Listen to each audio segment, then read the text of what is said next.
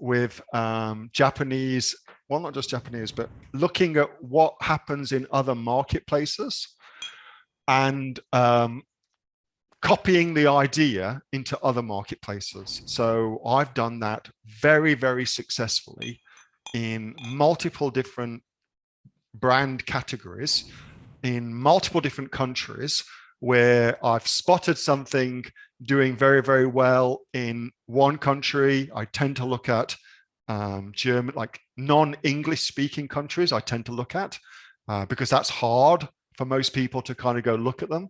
And so there's good pickings to be had. Japan's a classic example of that. And then bring them into an English speaking country. There's a particular product, I wonder if I can find that, that I was looking at. What have we got here? Medicines. Maybe they can get it from here. Bringing into Germany as a result of that. But this is a really good website. I guess it's like the strategy is look on other big brand websites in the respective country, non-English speaking country. Japan's very good. They're very, very wealthy in Japan. It's very different as well. Like Red Bull, for instance, that was originally, I think, actually a Thai product, where Graham is in Thailand. I think that was originally a Thai product. It was taken, brought into another country. Fascinating story of that particular product. But it works really, really well. I've done it heaps. So what am I looking for here? This is a product I'm actually right now looking at bringing into the country. Into Germany, this is. Oh, that's it. Yunnan Bayou. Don't know how you pronounce that, but that's a fascinating product. It's a international hit in China. My lady who comes and cleans our house for us here in Portugal, she told me about it. She asked me if I could get her some. She said it's the best thing she's ever used. I was like, oh, I wonder if I can get that. And so I contacted the manufacturer over in China, spoke to some people. And so we're going to start importing that, not into Portugal as it happens, because it's not a big enough marketplace, but into Germany, where they're obsessed with that. Also in France, where they're obsessed with this sort of stuff as well.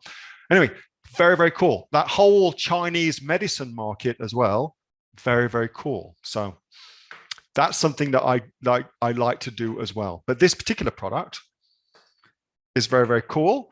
It's another embarrassing product, like, which is all for flatulence. So this is anti-flatulent medicines.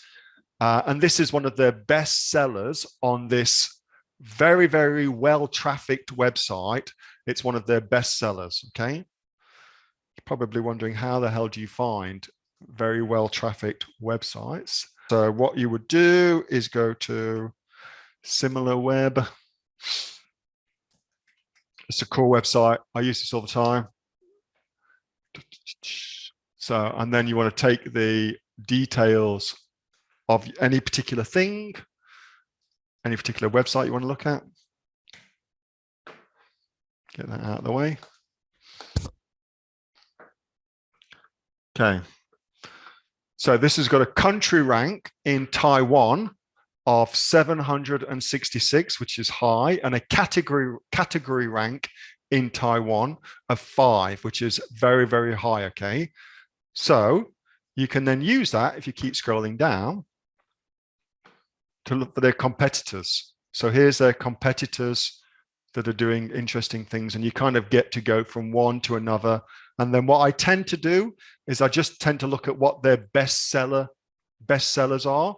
Most websites will tell you the bestseller list, and you get ideas from them. Anytime I can see a marketplace that has a embarrassing problem to solve, that's typically a really interesting niche to be in. Embarrassing human problems, there are plenty of them. We don't want, our neighbors and shit like that to know, or our friends to know about them. So nasal strips are an interesting way of solving the snoring problem. If you don't know what the hell they are, basically they just kind of slip across your nose And a lot of snoring happens because of your nose canals get blocked, and that means that you're not able to breathe through your nose. Lots of good reasons you should be breathing through your nose all the time. But when you're sleeping, what that leads to is people snoring because they start breathing through their mouth. Okay, so this is very simple. It opens up your nasal passageways so you can breathe more easily. Okay, very, very simple thing. But look at the price differences of them. So that's what I'm interested in, the price differences of them. So everything from, we won't look at this main price, although we should look at that main price, but we won't. Everything from 33 cents per unit up to 53 cents per unit to 16 bucks per unit. So basically there's a massive spread on the per unit cost. That's the first thing that's important. Second thing that's important is there's a massive spread on the actual pricing as well, because I don't actually think many people take that into consideration. I think most people, that's the headline price that they look at, $14.44 in that case versus $49. I think that's what most people are focused on. I could be wrong, but certainly that's what the evidence suggests anyway. And so anytime you can have a niche where there is so much price elasticity, that's an incredible thing. Like, one of the things you should always look for with marketplaces is the willingness for your customers to spend more with you than they will do with other people for any kind of perception of an advantage. That price elasticity is really, really important. And you tend to find price elasticity in niches that solve really acute problems. Like it's something that needs to be solved right now. I'll give an example of that.